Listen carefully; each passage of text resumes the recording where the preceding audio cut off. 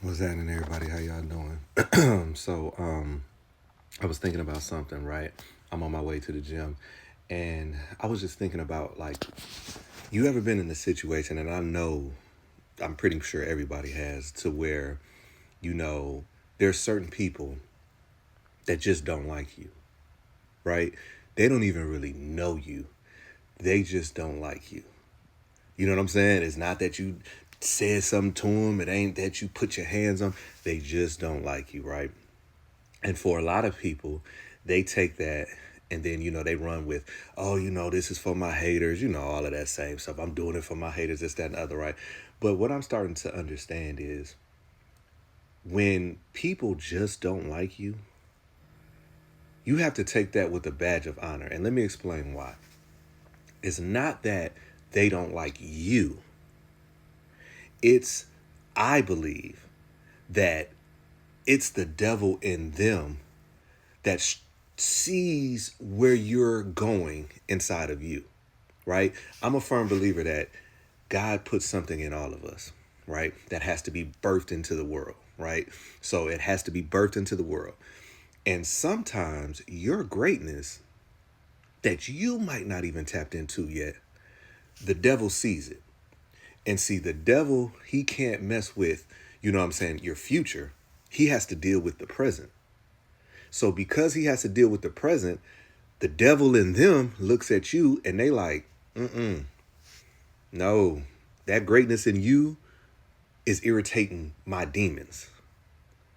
And so because your greatness is irritating my demons, I got to try to stop it before you understand your greatness. Think about it, right? Your greatness irritates them. So when they see you and they like, look at him showing off. Look at her showing off, right? Let's just say you got a new car and you posted, oh, you know what I'm saying? I thank God that I got a new car. There's going to be a segment of people that be like, ugh, that car is ugly. How they get that car? Blah, blah. They're going to have all of this stuff to say, right? Now, what they don't understand is you prayed for this new car for 5 years straight. You had this little beat up car that broke down all the time. Sometimes you had to catch the bus. Sometimes you had to rely on rides, right? They don't see that part. They just see the end result. So they hate you and they try to mask it and they say, oh, look at him showing off this, that, and the other, blah, blah, blah, blah. No, I'm not showing off. I'm giving thanks to God. You know what I'm saying? I prayed in private, but I'm going to give thanks in public, right? But because it's something inside of you, they have to hate you. They got to put a thing on a thing, right? You know what I'm saying? They have to hate you. That's why sometimes when you walk into a room, your presence will irritate some. It ain't how you look, it ain't what you got on, it ain't none of that. It's because there is something inside of you that irritates their demons.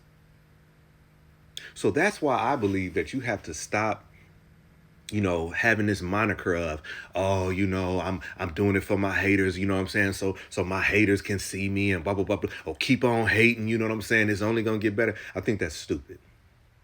I really do. I think that's stupid. You don't want to invite that type of energy. You don't want to invite that type of energy. What you should be doing is, I thank God. Because whatever you have in me, the opposition is trying to stop before I even realize it. And see, when you're going through life and you keep finding yourself in these situations, right? And you just like, oh my gosh, why do I keep ending up here? You know what it is? It's because you ventured off course. You have allowed all of this other stuff to venture off course. But God loves you so much, he corrects you. The problem is when you get off course, you put yourself in a position that you have to repeat. You have to repeat. You have to repeat until you learn that lesson. Until you learn that lesson, you're going to keep on repeating. But God knows that there's greatness in you. That's why you're still here. You're still here today because God has a plan for you.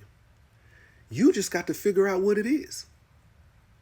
And when you're so focused on the why of things, you never get it. You never get it. When people say, why me, right? And then the next week they be talking about how faithful God is. You can't, those two things cannot coexist. I don't need to know the why because I know that you got me. And whenever I'm facing some stuff, I'm looking at it and I'm like, okay, I see what we're doing here. I got to learn something. And I'm not going to move forward until I learn it. It's above my pay grade on why. I just know that if God brought me to this, he can get me through this. Let me tell you where people mess up at. A lot of your situations, God ain't brought you to. A lot of those situations, you walk to. That's why you feel the way that you feel. You feel the way that you feel because God didn't bring you to that.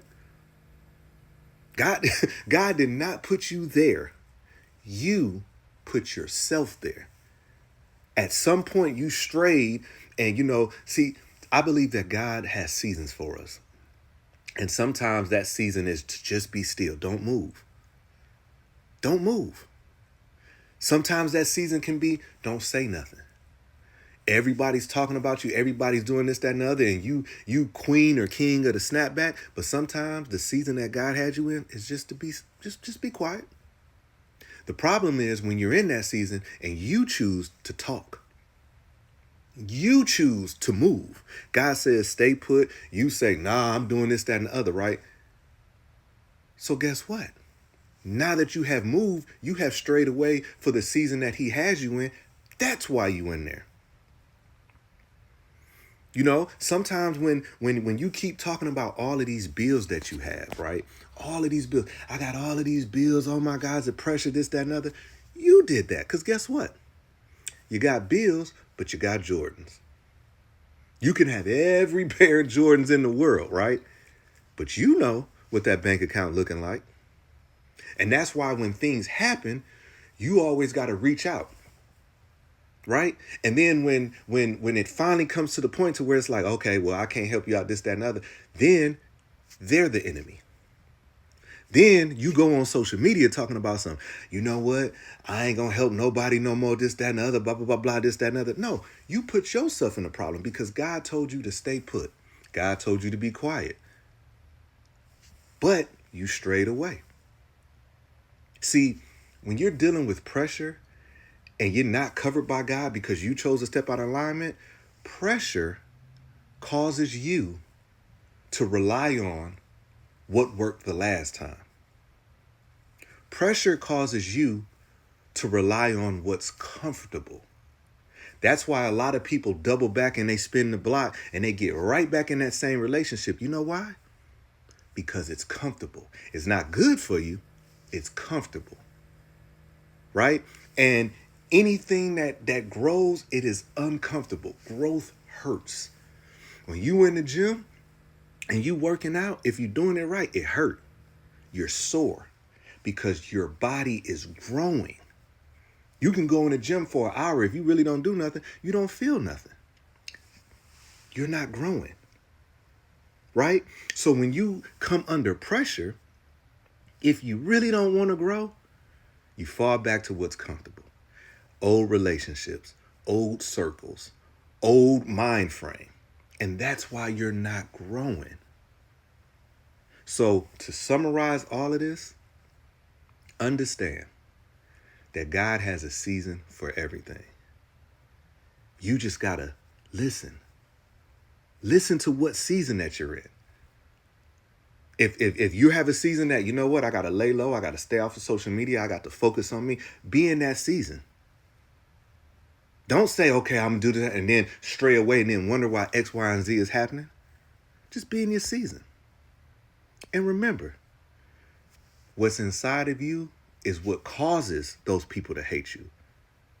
Because your potential scares people that lack maturity.